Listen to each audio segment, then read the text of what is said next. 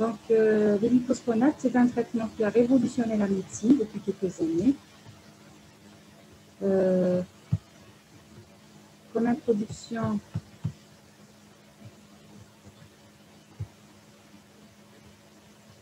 donc c'est un traitement utilisé depuis 1960. Donc, l'action, c'est une anti-résorption osseuse, c'est-à-dire il a pour action d'intervenir au niveau du remodelage osseux. Il a de multiples indications.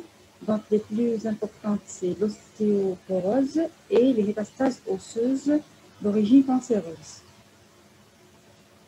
Mais malheureusement, donc, associé à ces effets spectaculaires, donc, il faut savoir que le cancer avant avait un aspect un peu, comment dirais-je, dramatique, et cela était lié à la douleur osseuse que manifestait le malade. Et depuis les glyphosphonates, on arrive à gérer cette douleur.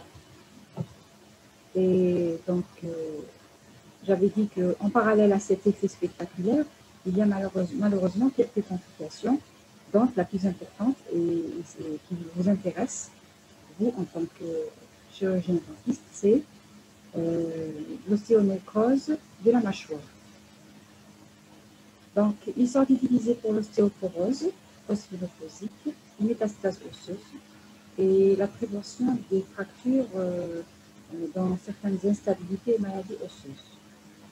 Les formes sont différentes. On a des formes par voie orale et des formes. Nous avons des formes par voie orale. Est-ce que le son, vous arrivez à m'écouter? Est-ce que je peux avoir un signe qui me confirme que vous pouvez recevoir le son? Donc, les glyphosphonates ont plusieurs formes. Donc, la forme par voie orale, la forme injectable.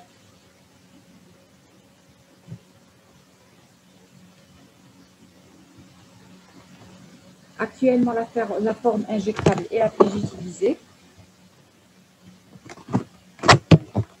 Et cela en rapport avec le dernier glyphosphonate qui a été découvert il y a quand même une vingtaine d'années, appelé l'acide zoledronique. Il faut savoir que cet acide zoledronique est 100 fois plus puissant que les autres glyphosphonates.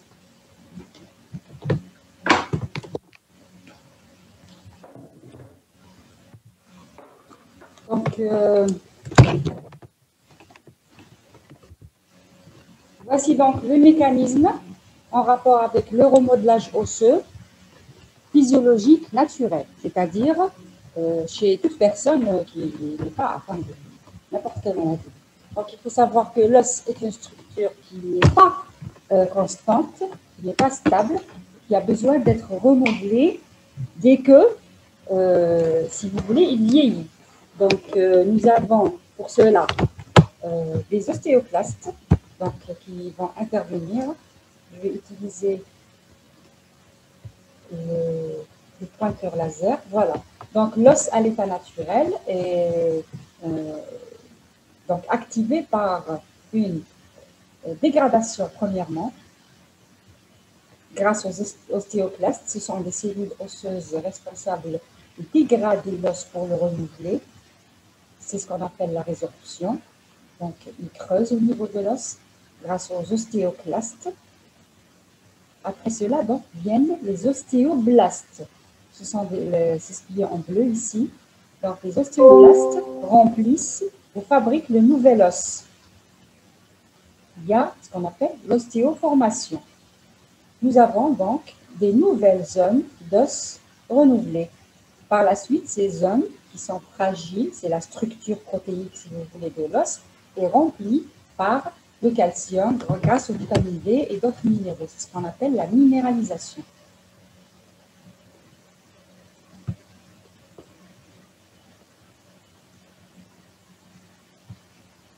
Les glyphosphonates, donc il y a plusieurs classes. Ils sont classés en première, deuxième, troisième génération. Donc là, c'est par ordre d'ancienneté, si vous voulez. Voici un tableau qui récapitule les biphosphonates dont nous disposons. Les plus utilisés, ce sont l'acide zoledronique, comme je l'ai dit tout à l'heure, pour les métastases osseuses, le myélome multiple, l'hypercalcémie maligne. Ce sont des ampoules qu'on injecte dans du sérum et on fait passer sous forme de perfusion en 15 minutes. L'arédia est aussi utilisée, mais de moins en moins. Et ce qu'on utilise actuellement pour les ostéoporoses, c'est l'actonel et l'alendronate, donc sous forme de comprimé. Comme vous voyez ici, si on voit l'ostéoporose, quels sont les facteurs qui interviennent dans l'ostéoporose? C'est le sexe féminin, l'âge et la réduction d'activité physique, c'est-à-dire la sédentarité. Donc l'os devient un peu vide. Donc ce n'est pas un os normal. Donc pourquoi il est vide? Parce que l'activité ou l'équilibre entre ostéoclaste et ostéoblaste n'est pas bon, si vous voulez.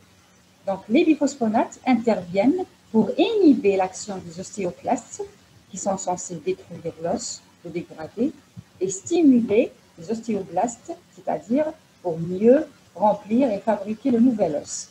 Donc pour cela, on a besoin bien sûr de vitamine B et de calcium. Les biphosphonates, donc,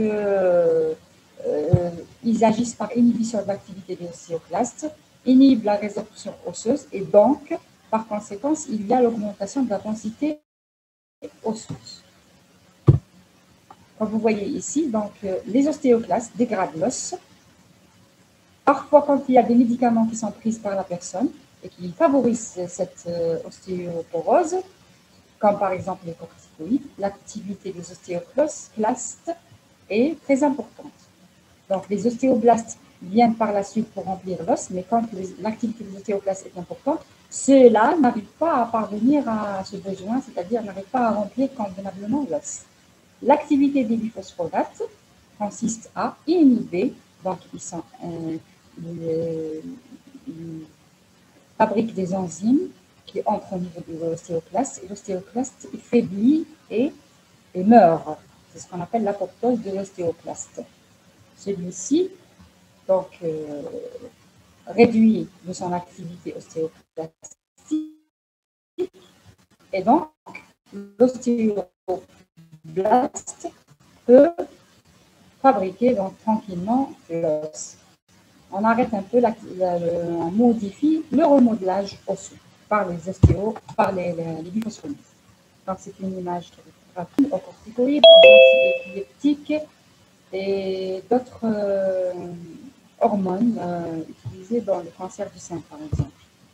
Donc l'effet des biphosphonates, pour récapituler, les biphosphonates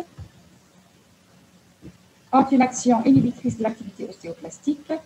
Ils induisent l'apoptose des cellules endothéliales.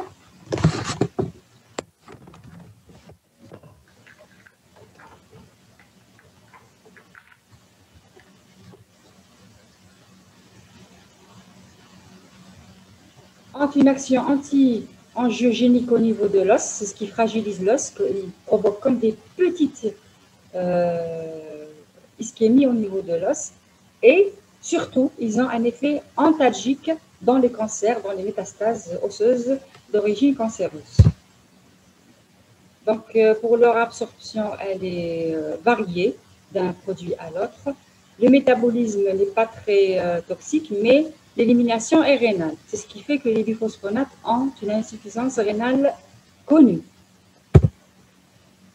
Quelques autres effets secondaires, comme des effets gastro-intestinaux, constipation, douleur abdominale, musculo-squelettique, ça c'est fréquent, on les voit souvent chez les malades qui présentent comme des arthralgies, des syndromes grippaux après la perfusion des biphosphonates. Et bien sûr, la complication redoutable qui vous intéresse le plus, c'est l'ostéonécrose de la mâchoire.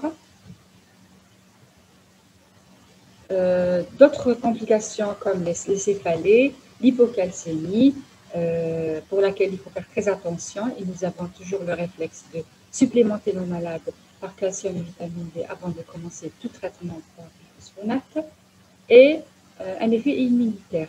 Donc, c'est une petite hypersensibilité parfois sous forme d'un urticaire ou d'un syndrome pseudo-grippal. Donc, ça, je passe. Ce n'est pas la peine d'entrer dans les détails de chaque molécule à part. Donc, je m'attarde un petit peu sur le zolégronate, l'acide zolégronique, qui est appelé communément le Zometa. Donc, c'est le biphosphonate de 3e génération de choix. C'est le plus utilisé actuellement dans le monde. Il possède la plus importante activité inhibitrice de la résorption osseuse ostéoclastique, car il est 100 fois plus puissant que les autres biphosphonates.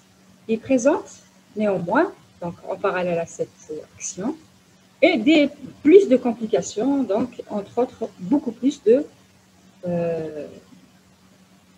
nécrose de la mâchoire.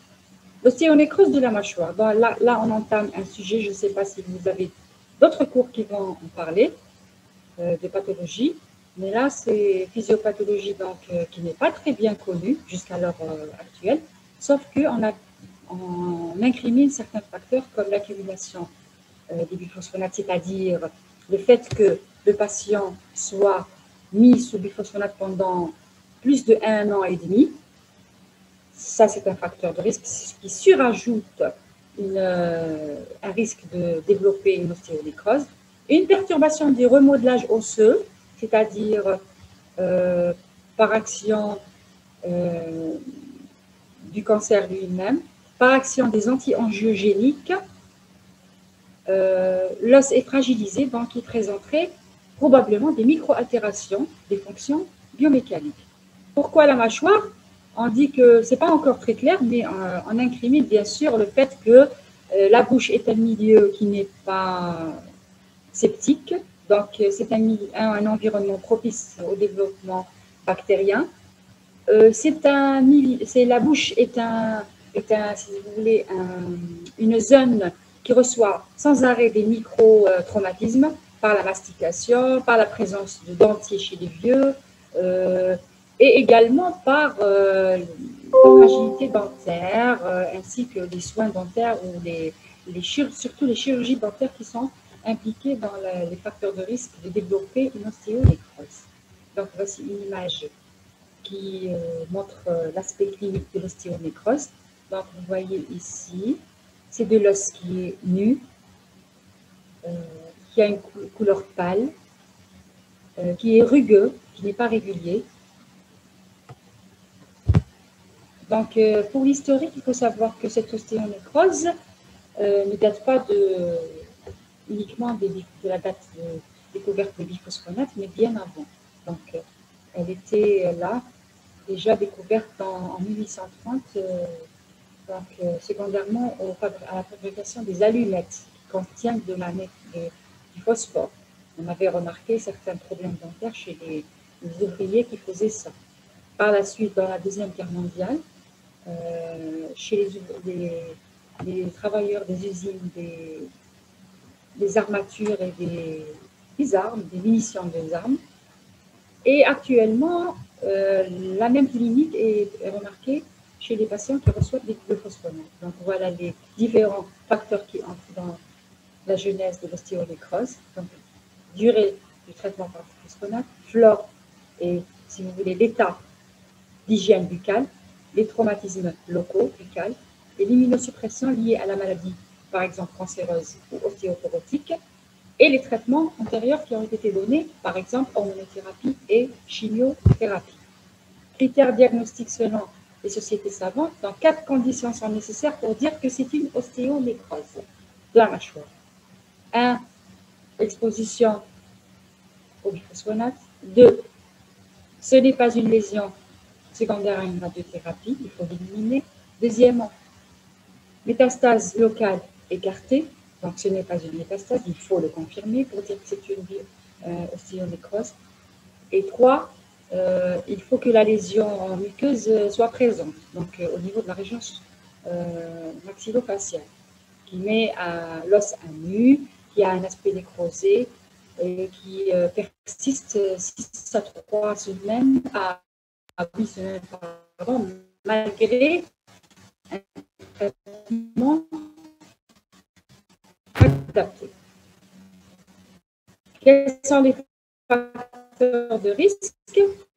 C'est après une chirurgie maxillofaciale que le cas figurant, on le voit dans 61% des cas quand même. Hein. Il y a 40% des cas qui sont vus sans qu'il y ait une intervention ou un geste au niveau du buccal. Les facteurs de risque qui incluent donc la bouche, la chimiothérapie, l'hormonothérapie, corticothérapie, l'âge du patient, les immunosuppresseurs, la malnutrition, les ostéopathies, l'anémie, la coagulopathie et les infections au niveau maxillaire. Il y a d'autres facteurs qui ne sont pas sûrs à noter, l'alcoolisme, le tabagisme. Voilà. Donc, les signes fonctionnels sont la douleur, qui n'est pas très stable, c'est-à-dire qui n'est pas quasiment pathognomonique. On peut trouver comme ne pas trouver du tout la douleur. Et elle est d'intensité variable d'un patient à l'autre. On peut avoir, en l'occurrence, une paresthésie. On peut avoir une cacosmie, c'est-à-dire une mauvaise odeur au niveau des sinus. L'examen clinique peut trouver des brèches muqueuses qui mettent à nu l'os, comme je l'ai déjà cité. Des phénomènes inflammatoires au niveau de la muqueuse aussi, des suppurations, des fistules et des infections. Donc, l'imagerie a été intégrée pour classer les pathologies d'ostéonécrose par un groupe d'experts français en 2008.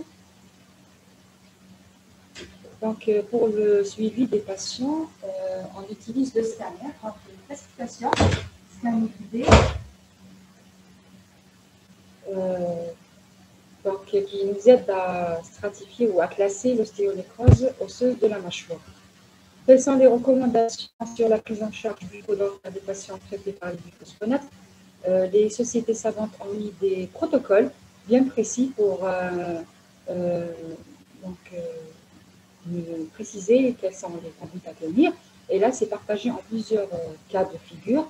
Le premier, c'est dans le cas où la patiente est candidate à un traitement par biphosphonate, chez les patients qui vont avoir un biphosphonate, il faudrait que s'il y a une extraction dentaire, c'est ce qu'il y a à obtenir de plus, c'est qu'on doit attendre 120 jours.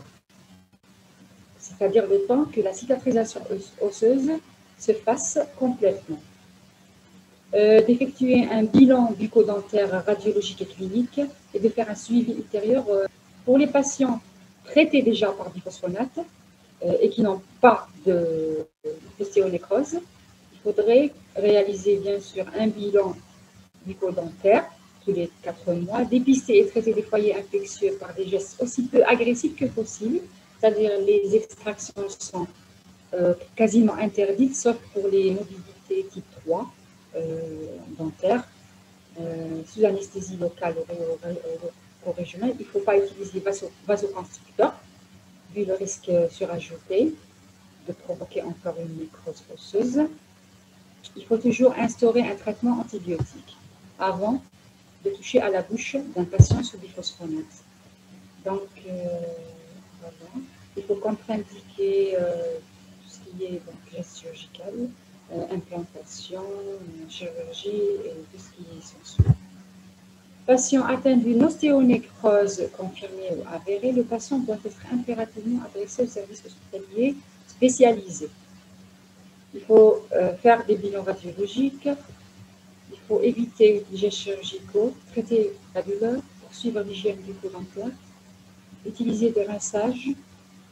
Traitements chirurgicaux ne doivent pas être envisagés, mais ça d'informer le médecin prescripteur en patient.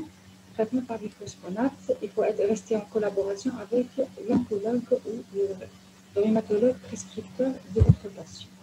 Donc, en conclusion, si les biphosphonates ont leur place irremplaçable dans la prise en charge en rhumatologie et en cancérologie, donc ils ont des effets secondaires non négligeables que vous devez connaître. Il y a des protocoles de conduite à tenir qu'il faut toujours avoir sous l'œil et comme référence pour y revenir à chaque fois. Le diagnostic reste un peu pas très connu par tout le monde. Il faudrait y penser à chaque fois. Et la prise en charge, surtout préventive et éducative chez le patient. Je vous remercie.